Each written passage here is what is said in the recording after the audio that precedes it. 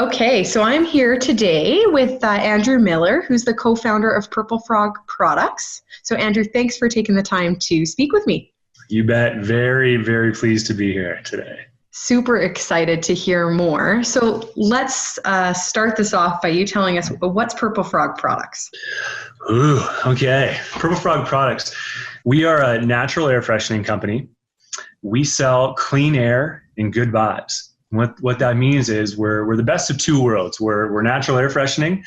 We're also aromatherapy. We use all plant-based ingredients. So what we like to say is we're an air freshening company for people who think aromatherapy is weird. We're an aromatherapy company for people who think regular natural synthetic air fresheners are gross, which, we hope is most people.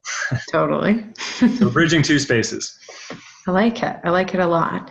And in terms of like a product line, I was taking a look at your website and it looks like there's lots to pick from. Is there one that's your absolute favorite?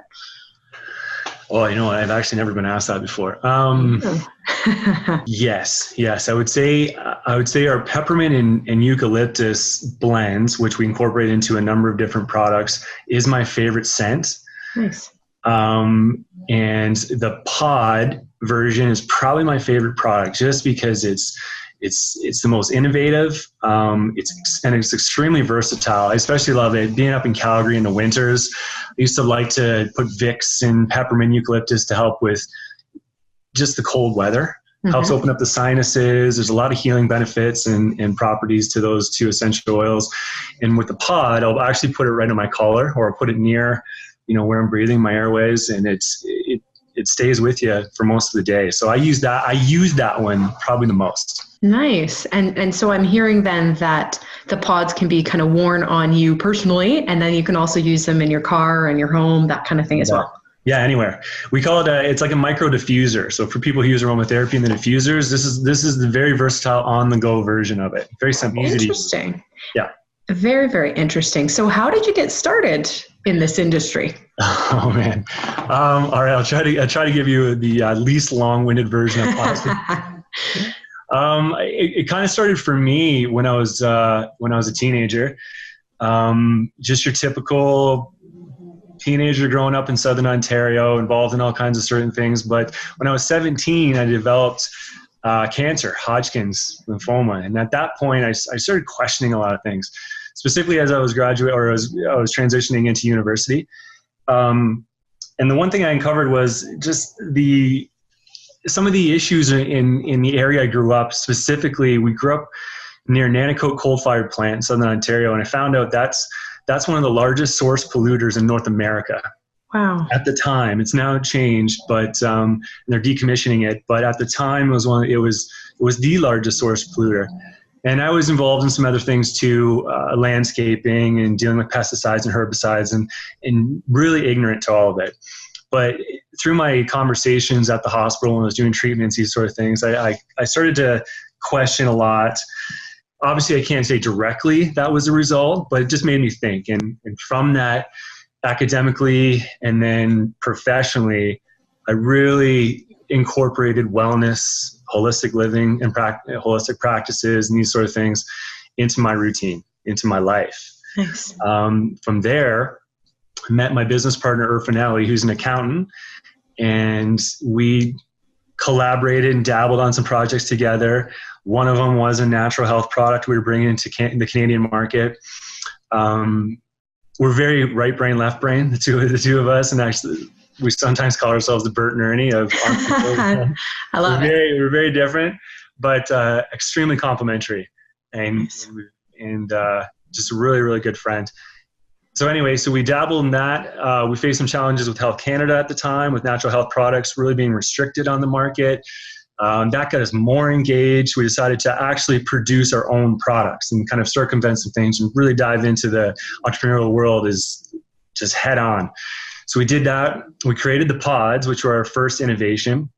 And we did that specifically to bring a product to the market that an insect repellent that was safe for kids. That was the primary focus. Doing a lot of research and having a biological background and understanding chemical components and how they can infiltrate our systems. our physiology, through our skin. It's scary. It's really scary. It scared me, and specifically with kids growing up. So we developed a skin-free, chemical-free, DEET-free product alternative, and that's the original pod. And it was a citronella and lemongrass formula that's highly effective. And like I said, it's easy to use, and it keeps chemicals off people's skin. So that's how we got going. And then we pivoted in a number of different directions. We got accepted into a premier mentorship program a couple years ago in Calgary, District Ventures. Great. That changed our world. And that's when we became a natural air freshening company. And our mentors had us thinking bigger and grander and really delving into and disrupting the air freshening space. No one is really offering a true natural alternative for air fresheners. So when we think about the chemicals that we eat, that we ingest, and you know, we like to read labels, and, you know, is it GMO, is it organic, is it local, where's it coming from? We find that very few people are asking the same sort of questions or demanding the same kind of quality from air fresheners. You know, and when you think about it, and you're surrounded by it, especially in enclosed spaces, the things you're spraying into our air, we're ingesting it, we're inhaling it, it's coming into our body, and it's, you know, some of the chemicals in there are exceptionally scary, right, and toxic, but not many people are talking about it. So we're hoping to make a difference there. That's really fantastic. So you've actually done two things here. You've highlighted what makes you different and truly remarkable from other companies, which is awesome. And it sounds like there is a lot about greater purpose in there as well, and kind of the purpose behind why you're doing this. Absolutely. I think that drives any successful entrepreneur. There has to be an inherent value that ties in with their mission statement. For sure. It's got to be a part of who they are. Totally. And would you say that that's what you love most about this industry is kind of this purpose piece? Yes. And to expand on that, it's the people we deal with, because they're all idealistic and purpose-driven too. The consumers, the other advocates, the stores, our peers, our cohorts, our mentors, they think differently. They think with a purpose. They live with a purpose. And no matter what it is, it's just inspiring. It's just inspired to be in this space and surrounded by these, this world of people. That's what lights me up the most. Awesome. I love that. And I have to ask, so what's the deal with the purple frog? What's the story behind the frog? Yeah. So the frog being a biologist, or I'm not a biologist anymore, but having a biological background and a diploma hanging on the wall saying I might know one or two things about animals at one point, maybe. There you go. I learned that frogs are considered indicator species. They're bellwether animals. So what that means is when toxins or disruptions or pollutants enter their ecosystem, their environment, they're the first to react. They're the indication that something's not quite right. So they'll get sick, they'll leave, they'll die off, that sort of thing. So that's what the tree frog represents for us, is clean air, clean environments, clean living, just the whole gamut of zero toxicity. Now the purple is we just thought it was a fun color, to be honest with you. Awesome. Not really too much behind that. Just the purple frog it's just a benign, happy. I don't think I've come across too many people that dislike the color purple. I don't think so. No, I think it's happy too. Yeah. It's definitely a happy color. I love it. Exactly. Great meaning though behind it. Thank you. Yeah, that's what it's all about. Very cool. Very cool. So there's obviously been a tremendous journey that you've been on from when this idea first started to, today's date. I'd love to hear what was your biggest aha moment that you're like, oh yeah, I learned that lesson the hard way. The first time we got a letter from a lawyer's cease and desist letter. Okay. Or maybe that was a big aha that, okay, now we're playing in a different world here. Yeah, that's probably one. And we had a big issue with Health Canada from a regulatory standpoint. And again, both of those, to me, what they meant was, all right, this isn't a pet project anymore. We're playing in a big space in consumerism, in the retail business. And just your retail marketplace, there's significant checkpoints and our due diligence had to tighten up, and we had to bring in the right people who could help us in certain areas to make sure we're doing everything properly. There's a lot of restrictions, a lot of parameters to follow. So both of those situations were eye-opening experiences for sure. For sure. I can imagine. And would you say that, especially around the regulation side, was that something that may have held you back? 100%. Absolutely. Absolutely. And we're actually trying to trailblaze in new directions to help reconstruct and reconfigure and rewrite some of these regulations. We think some of them are a little bit archaic and haven't necessarily been reviewed in a while. So that's part of our mission statement right now too. Yeah. Awesome. I love it. So I'd love to segue into a little bit more about your support team. So it sounds like there's you and the other founder, but I'm sure there are other members of your team, whether they be staff, whether they be mentors, etc. But I'd love to hear who has the most positive impact on the company. Yeah, you bet. Obviously, the first answer is family. Family have been exceptionally supportive in all this. But the team, my co-founder, Irfan Ali, right from the get-go, right from the beginning, just an exceptionally brilliant young man and friend of mine, with just the same attitude: think big, think positive, take every obstacle as an opportunity to learn, to grow, to pivot. And then from there, we have another associate, Mike McNeil, just another brilliant mind. He was actually part of the District Ventures team, and then came over to us, and he's involved in communications and politics and that sort of thing. So just a brilliant communicator, very exceptional strategist too. So he's come over. And then we have Mackenzie Benford right now. She's our marketing genius, and she actually came up with the term clean air, good vibes, and a lot of our marketing material. Very artistic, very expressive. Another brilliant mind, just good people. She's actually transitioning on because she's graduating right now. So it's going to be sad to see her go, but that's kind of the core four right now. We've had some other people in the past, summer students, and that have helped us. As far as mentors, tons. Yeah. Tons. So many good people have helped us. I don't want to start naming names because I know I'm going to miss somebody. That's okay. All of them through the District Ventures program, especially, and they know who they are. And that was created by Arlene Dickinson. So, I want to shout out to her too. Our professional lives, my personal life even changed when I was introduced into that program. Absolutely the number one transition so far. And then all our friends from District Ventures and Calgary and other companies have been so instrumental. It's so collaborative, the industry. We're always helping each other out. And that just goes back again to just these inspired, open-hearted, open-minded, driven people who I love to spend time with and be surrounded by. That's really awesome. And it sounds like you're really promoting a culture of, collaboration and leadership. What are some other things that you would use to describe the culture at Purple Frog? We're big thinkers, that's for sure. We're risk takers. We're big thinkers. There is no such thing as a box when it comes to what we're doing.